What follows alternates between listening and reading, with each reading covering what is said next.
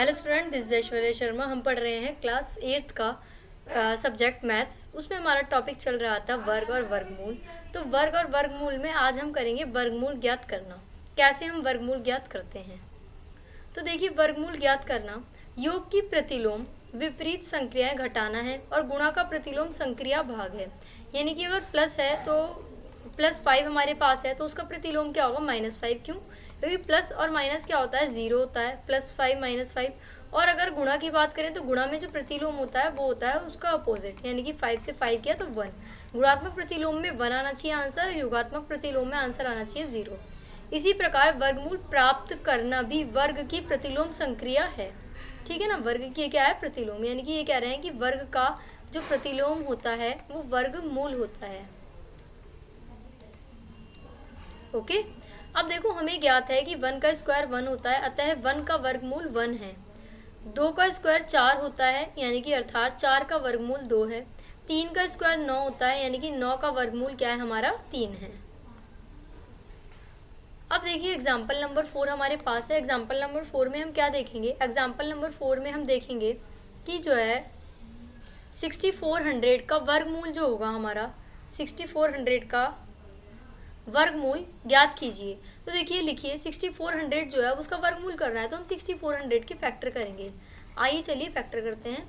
2 3 6, 2 2 4, 0 की 0 आ गई।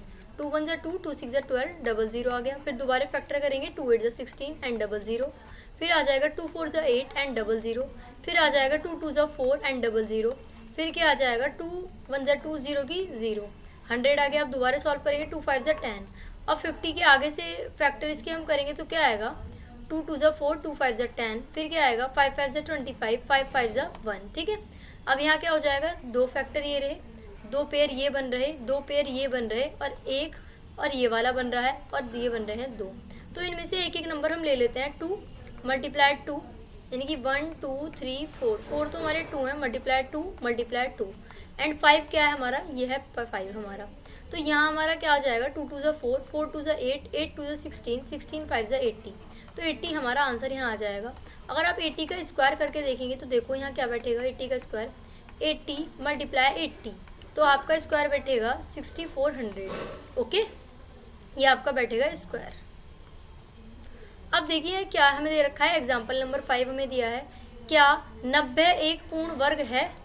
तो 90 एक पूर्ण वर्ग है या नहीं है, तो क्या करेंगे, 90 के हम फैक्टर करके देखेंगे। देखो फैक्टर, 2 2 4 8, 2 5 10। अब यहाँ फैक्टर करेंगे, 3 से करेंगे, 3 1 3, 3 5 15। अब यहाँ से फिर अगेन 3 से करेंगे डिवाइड, 3 5 15। अब यहाँ क्या आ जाएगा, 5 1 5।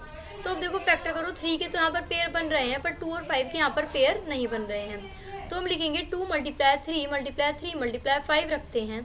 तो अभाज्य गुणनखंड में 2 और 5 में युग्म में नहीं है ना, 2 और 5 के युग्म नहीं है। तो अतः 90 एक पूर्ण वर्ग संख्या नहीं है, जिसे यथार्थ रूप में हम इस प्रकार भी देख सकते हैं, क्योंकि इसमें केवल एक शून्य है। ठीक है, वैसे भी हम देख सकते हैं। अब इन्होंने बोला कि वैसे तो हमने सॉल्व करके यहाँ पर दिखाया है, पर यहाँ देखो जिसमें केवल एक शून्य होती है वो उसके फैक्टर हमारे कभी भी नहीं होते हैं। जैसे 10 है तो 10 होगा 2 और 5, तो इसके भी ये भी कभी पूर्ण वर्ग नहीं होगा। 20 की बात करें तो इसके फैक्टर हैं 5 2 2, तो 2 के तो बन रहे हैं पर 5 नहीं बन रहा है, तो 5 भी नहीं होगा। अब 30 की बात करें तो इसके फैक्टर होंगे 2 3 और 5, तो ये भी नहीं बैठ रहा। 40 की बात करें तो 40 में देखो 2 2 2 4, 4 2 8, 8 5 10, तो इसमें भी नहीं बैठ रहे। तो इसलिए 1 0 वाले में कभी भी हमारे फैक्टर क्या होते हैं, कभी भी हमारे फैक्टर नहीं बैठते हैं। तो इसलिए जो है हम कह सकते हैं बिना इसके फैक्टर करे कि 1 0 वाले में कोई भी पूर्ण वर्ग कभी नहीं हो सकता। अब हम देखते हैं अपना नेक्स्ट क्वेश्चन। नेक्स्ट क्वेश्चन देखिए, क्या 2352 एक पूर्ण वर्ग संख्या है? यदि नहीं तो 2352 का सबसे छोटा गुणज प्राप्त कीजिए कि पूर्ण वर्ग संख्या हो और नई संख्या का वर्गमूल ज्ञात कीजिए। हम जानते हैं कि 2352, इसके फैक्टर हम यहाँ पे करके देखते हैं। देखो 2352, क्योंकि लास्ट में 2 आ रहा है तो 2 से डिवाइड हो जाएंगे। 2 1 2, 2 1 2, 2 7 14, 2 6 12। फिर आगे 2 से अगेन डिवाइड हो जाएगा, क्योंकि लास्ट में हमारा 6 आ रहा है। 6 हमारे इवन नंबर है, तो इवन नंबर 2 से डिवाइड हो जाते हैं। 2 5 10, 2 8 16, 2 8 16, अगेन इवन नंबर 2 से डिवाइड। 2 2 4, 2 9 18 एंड 2 4 8, अगेन 2 से डिवाइड। 2 1 2, टू फोर ज़ा 8, टू सेवन ज़ा 14, फिर 7 से करेंगे 7 2 ज़ा 14, 7 1 ज़ा 7, फिर यहाँ देखिए 7 3 ज़ा 21 और 3 1 ज़ा 3 हमारा यहाँ पर आ जाएगा। तो 7 और 7 हो गया, 2 और 2 इसके फैक्टर हो गए, 2 एंड 2 इसके फैक्टर हो गए, 3 हमारा अलग रहा, इसका हमारा कोई भी पेयर नहीं बन पा रहा है। ठीक है, अब देखो हम क्या बोलेंगे, अभाज्य गुणनखंड के अनुसार 3 के युग्म नहीं है, अतः यानी कि 2352 एक पूर्ण वर्ग नहीं है। यदि 3 का एक जोड़ा बनाते हैं तो पूर्ण वर्ग संख्या हो जाएगी। अगर हम 3 को एक और ले लें यानी कि 2 3 5 2, इसमें 3 की और मल्टीप्लाई कर दें तो क्या आएगा, 3 2 6, 3 5 ज़ा 15 का 5 कैरी 1, 3 3 ज़ा 9 और 1 10, 10 की 0 कैरी 1, 3 2 ज़ा 6 और 1 7, तो 7056 हमारा हो जाएगा। तो हम कह सकते हैं कि अतः प्रत्येक अभाज्य गुणनखंड युग्म में है, अतः 7056 एक पूर्ण वर्ग संख्या है तथा 2352 का सबसे छोटा गुणज 7056 है जो एक पूर्ण वर्ग संख्या है। तो ये हो जाएगा 84, क्या हो जाएगा 84। ओके, तो अब देखो अब क्या है हमारा एग्जाम्पल नंबर 7 हमारे पास है। एग्जाम्पल नंबर 7 में हम देखेंगे सबसे छोटी संख्या प्राप्त कीजिए जिसे 9408 से भाग देने पर भागफल पूर्ण वर्ग संख्या हो तथा भागफल का वर्गमूल भी ज्ञात कीजिए। अब हम करेंगे 9408। ठीक है, अब इसे भाग करो, यहाँ पे देख लेते हैं करके 9408, देखिए भाग करो, 2 4 ज़ा 8, 2 7 ज़ा 14, 0 की 0, 2 4 ज़ा 8। अब यहाँ पे करेंगे 2 2 ज़ा 4, 2 3 ज़ा 6, 2 5 ज़ा 10, 2 2 ज़ा 4। अब यहाँ देखो 2 1 ज़ा 2, 2 1 ज़ा 2, 2 2 ज़ा 2 7 ज़ा 14, 2 6 ज़ा 12, ये हो जाएगा। अब आगे हम सॉल्व करेंगे 2 5 ज़ा 10, 2 8 ज़ा 16 एंड 2 8 ज़ा 16 अगेन, फिर इसे सॉल्व करेंगे तो यहाँ क्या हो जाएगा, 2 2 ज़ा 4, 2 9 ज़ा 18, 2 4 ज़ा 8, फिर इसे सॉल्व करेंगे 2 1 ज़ा 2, फिर आगे सॉल्व करो इसको, क्या आएगा 2 4 ज़ा 8 और 2 7 ज़ा 14, 147 आ गया। अब 147 को सॉल्व करेंगे 3 से करो, 3 4 ज़ा 12, 3 9 ज़ा 27, अब हो गए 7 से, 7 7 ज़ा 49, 7 7 ज़ा 49। अब देखो 2 के पेयर ये रहे, ये दो 2 पेयर हैं, ये भी 2 पेयर में है, ये भी हमारे 2 पेयर में है, देखो ये लेकिन एक पेयर में नहीं है। तो इसका मतलब अगर हम 9408 को 3 से डिवाइड कर दें,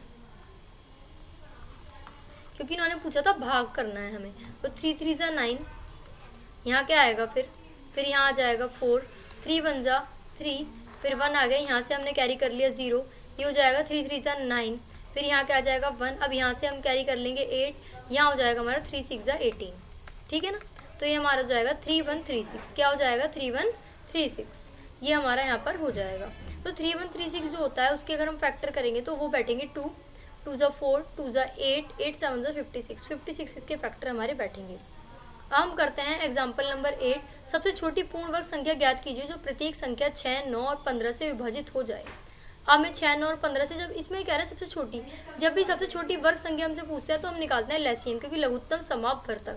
तो देखो हम इसके 2 चरण में हल कर सकते हैं। सबसे पहले छोटे उभयनिष्ठ गुणज को ज्ञात कीजिए और तब उसके बाद आवश्यक वर्ग संख्या ज्ञात कीजिए।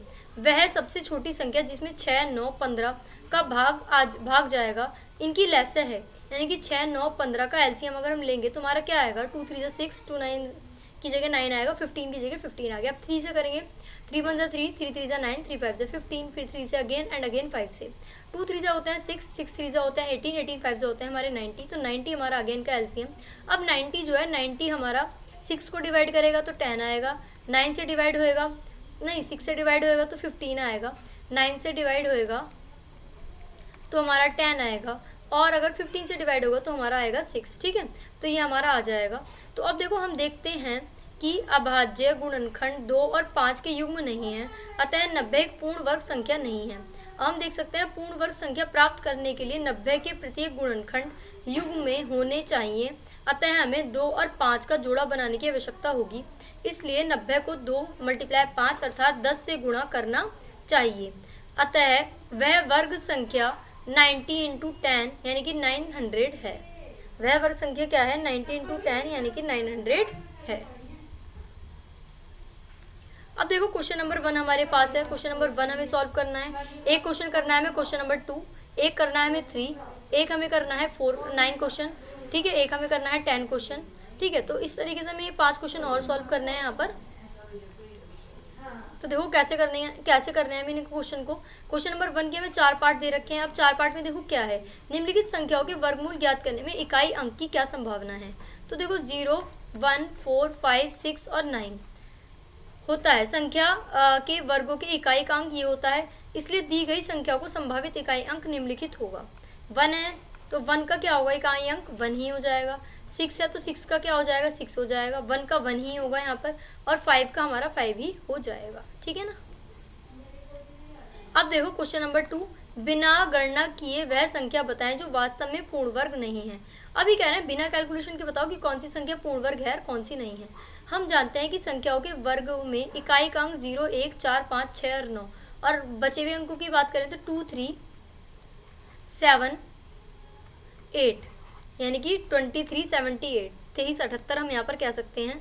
ठीक है ना। तो ये हमारे बैठ रहे हैं। तो 153 में इकाई अंक 3 है, तो यह पूर्ण वर्ग संख्या नहीं है। अब इसमें देखो ये 7 है, तो 7 तो हमारी क्या होती है, 7 इकाई का अंक क्या है, 7 है, तो 7 भी इसमें आता है, तो ये भी पूर्ण वर्ग संख्या नहीं है। अब 8 देखो, 8 भी इसमें आ रहा है, तो ये भी पूर्ण वर्ग संख्या नहीं है। और बात करते हैं 1 की, तो 1 इन चारों नंबरों में से किसी में भी नहीं आ रहा, तो इसलिए ये हमारी पूर्ण वर्ग संख्या है। ओके। हम बात करते हैं क्वेश्चन नंबर 3 की। बार बार घटाने की विधि से 100 और 169 यानी कि 100 एंड 169 का वर्गमूल यानी कि स्क्वायर रूट हमें ज्ञात करना है। बार बार घटाने की विधि से कैसे करेंगे, देखो 100 में से 1 लेस करेंगे तो 99, फिर 99 में से 3 लेस करेंगे 96, फिर हमें एक तरीके से जो लेस करना है वो हमें करना है ऑड नंबर। क्या लेस करना है, हमें ऑड नंबर लेस करने हैं, वो भी कंटिन्यू। फिर 5 आएगा, फिर जो आंसर आया उसमें से 7, फिर 9, फिर 11, फिर 13, फिर 15, फिर 17, फिर 19, हमारा आया 0। अब देखो संख्या 1 से क्रमागत विषम संख्याओं को 100 में से घटाने पर 10वां पद 0 प्राप्त होता है, तो इसका मतलब हमारा आंसर होगा 10। ओके, जिसमें आंसर हमारा 0 आ जाएगा। जब माइनस करते करते करते करते तो हम मानेंगे कि ये है हमारा 0। बार बार घटाने की विधि से 169 का वर्गमूल ज्ञात कीजिए। अब कैसे करेंगे वर्गमूल ज्ञात, 169 में से पहले 1 लेस करो, फिर 168 में से 3 लेस करो, 165 में से 5, 160 में से 7, फिर ऐसे ही करते करते करते करते 0 आया, तो 0 हमारा आया 25th घटाने पे। तो अब देखो कितनी बार हमने घटाया, काउंट करो यहाँ पर 1, 2, 3, 4, 5, 6, 7, 8, 9, 10, 11, 12 एंड 13। तो 13 टाइम्स हमने घटाया, तो इसका मतलब हमारा आ जाएगा 13। इसे हमने कितने टाइम घटाया था, देखो चेक करो, 1, 2, 3, 4 और 4, 8 एंड 9 एंड 10। ठीक है, इसलिए हमारा आंसर होता है यहाँ पर 10। अब हम चेक करते हैं अपना क्वेश्चन नंबर 9। वह सबसे छोटी वर्ग संख्या ज्ञात कीजिए जो 4, 9 और 10 प्रत्येक से विभाजित हो जाए। तो देखो वो संख्या ज्ञात करनी है। मैंने आपको बताया था जब भी इस तरीके की छोटी संख्या ज्ञात होती है तो हम एलसीएम उनका निकालते हैं। तो 4, 9 और 10 का हम क्या लेंगे, एलसीएम लेंगे। यहाँ पर देखो लेके देखो 4, 9 और 10 का एलसीएम लो। यहाँ 2 2 ज़ा 4, 9 का 9, 2 5 ज़ा 10, ये आ गया हमारा। अब अलग अलग नंबर से ये होगा 2, 9, 5, फिर यहाँ के आ जाएगा, फिर 5 से करेंगे 1, 9, 1, फिर ये 9 से हो जाएगा 9, 1, 1, 1, 1। ठीक है, 2 2 ज़ा 4, 4 5 ज़ा 20, 29 ज़ा कितने होते हैं 180, 180 होते हैं हमारे। तो अब देखो 4, 9 और 10 का एलसीएम 180 है। 180 के अभाज्य गुणनखंड क्या होंगे, 2 × 2 × 3 × 3 × 5। ठीक है, ये होंगे। 9 को भी हमने 2 पार्ट्स में डिवाइड कर लिया क्योंकि अब यहाँ 120 के अभाज्य गुणनखंड में 5 युग्म में नहीं है, बस 5 ही जो है उसको फैक्टर में नहीं है। अतः 180 को 5 से गुणा करने पर, यानी कि 180 को जब हम 5 से मल्टीप्लाई करेंगे तो हमारा आंसर आएगा 900, पूर्ण वर्ग संख्या बन जाएगी। तो 900 वह सबसे छोटी वर्ग संख्या है जो 4, 9 और 10 से विभाजित हो जाएगी। ठीक है ना। अब देखो क्वेश्चन नंबर 10 हमारे पास है। वह सबसे छोटी वर्ग संख्या ज्ञात कीजिए जो प्रत्येक 8, 15, 20 से विभाजित हो जाए। ठीक है, 8, 15 और 20 से विभाजित हो जाए तो फिर से हम वही करेंगे, 8, 15 और 20 का हम लेंगे पहले एलसीएम। एलसीएम हमने यहाँ पर लिया तो क्या आएगा, 2 4 ज़ा 8, 15 का 15 और यहाँ आ गया 10।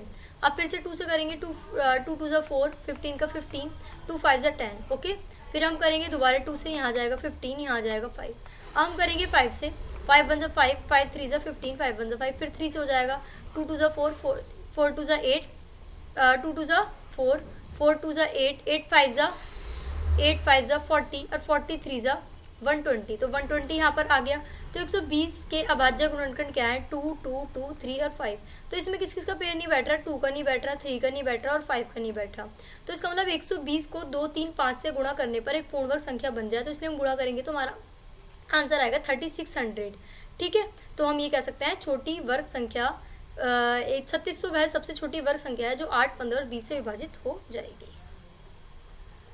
सो what did we learn today, हमने क्या सीखा? हमने यह सीखा कि जो है कैसे कैसे हम पूर्ण वर्ग संख्या वर्गमूल निकालते हैं। तो देखो, अगर हमें बोला है 196, इसका वर्गमूल निकालना है तो हम इसके फैक्टर करेंगे। अब कैसे करेंगे? 2 9 से 18, 2 8 से 16, फिर अगेन 2 से डिवाइड 49 आ जाएगा, फिर इससे डिवाइड करेंगे 7 से, 7 7 से 49। अब देखो पेयर बन रहे हैं ना यहाँ, जब भी पेयर बन रहे हैं तो 7 इंटू 2 पेयर बन रहा है तो इसका मतलब 14।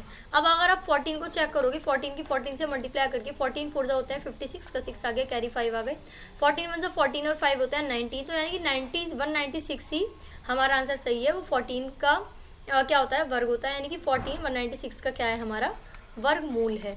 एक हमने चेक करा था घटाने की विधि से, कैसे करा था? जैसे हमारा 196 है, 196 है, तो 196 में से पहले 1 लेस करेंगे, फिर 196 में से हम क्या लेस करेंगे? 196 में से हम लेस करेंगे 3, फिर 196 में लेस करेंगे हम 5। तो ऐसे ऐसे ऐसे करते करते हम जब तक लेस करते रहेंगे जब तक यहाँ पर जीरो ना आ जाए। जब तक जीरो ना आ जाए तो जीरो लाने के लिए क्या होगा? अब जीरो जब आ जाएगी तो अब हमें देखना है कि कौन से नंबर पे हमारी जीरो आ रही है। तो जिस नंबर पे हमारी जीरो आ रही है तो वो हमारा हो जाएगा उसका आंसर। ओके, तो हम मिलते हैं नेक्स्ट क्लास में, तब तक के लिए थैंक यू।